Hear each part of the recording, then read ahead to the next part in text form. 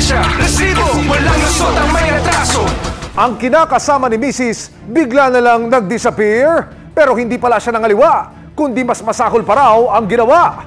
Dahil ang dalawang batang anak ni Mrs. mistulan umanong ginawang sex slaves ni ex.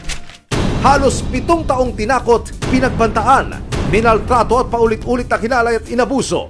Iyan ang karumal-dumal na sinapit ng dalawang magkapatid na nagmistulang sex slaves sa probinsya ng Northern Samar.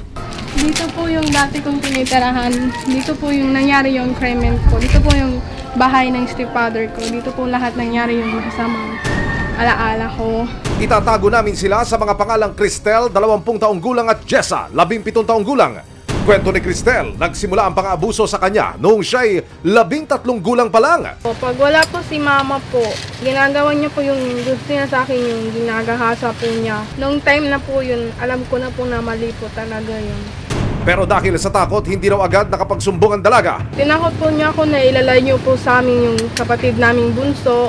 Sabi niya, masisira daw yung pagkababae ko. I-judge daw ako sa school namin. So ayun po, natakot po ako. Pero ang suspect, tila hindi na kontento kay ate dahil pati ang bunsong si Jessa, hinalay rin daw pala. Wala kang patawad, sir? Ang sakit po. Nalaman ko pong ginaganon din sa father ko. Hindi ko akalain gaganyan yung kapatid ko. Kala ko, ako lang po eh.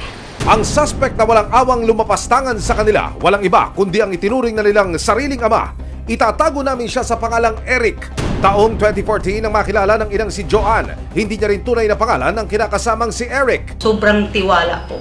Hindi nga ako nagtiwala sa sa magulang ko. Hindi ko pinagtiwala ang mga anak ko sa magulang ko. Mas pinagkatiwala ko talaga sa kanya, ma'am.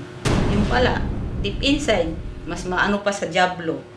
Ang hindi alam ni Joanne, sa mga oras na umaalis siya para magtrabaho, pinagsasamantalahan pala ni Eric ang dalawa niyang anak. Habang wala po ako, yun ang ginagawa niyang kaanuhan sa mga anak ko, masakla po talaga. Tinurin niya po mga hayop ng mga anak ko, lalo na po pag wala ako. Dahil sa paulit-ulit na pang-aabuso sa magkapatid, sigaw ng mga biktima, tama na! Sobra na! Sobrang sakit po, ma'am. Kasi nawala po yung pagkababae ko eh. Dito na naglakas loob sina Cristel at Jessa na magsumbong sa ina sa ginagawang panggagahasa sa kanila ng suspect. Hanggang sa isang pangyayari po, nag-away po yung stepfather ko at yung kapatid ko. Bali nakasabi po siya na, ikaw nga ni-rape mo ako, sabi niya. So ayun nga po, nalaman ni mama na ginaganon kami. Pero bago pa man siya mahuli, dali-daling tumakas at umalis ng Northern Samar si Eric. Itong lugar po namin is maraming po pwedeng exit point po ng mga suspect po. So pwede po sila dumaan sa bundok, po pwede po dito sa kalsada mismo, po pwede rin po sa dagat. Kaya agad na nagsampa ng reklamo sila Joanne sa Gamay Northern Samar Police. Kaya po, hindi talaga siya nagpahuli sa mga alagad ng batas kasi po, pag nahuli siya ay talagang makukulong agad po siya. Itinuring siyang isa sa mga most wanted ng Northern Samar.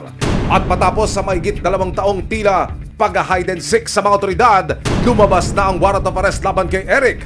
At isang impormasyon ang nakuha ng mga pulis.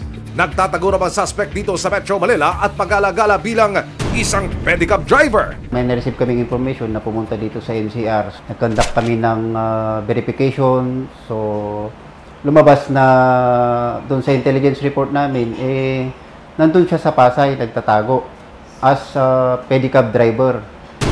Tuluyan na nga bang magtitigil pasada ang suspect na si Eric? Agad siyang binanmanan ng mga otoridad. Napakailap yan dahil yun nga, nagtatago siya doon dahil sa face mask. Actually, buwan na rin yung paghahanap namin dyan. May ebidensya, resibo, walang lusot ang may atraso.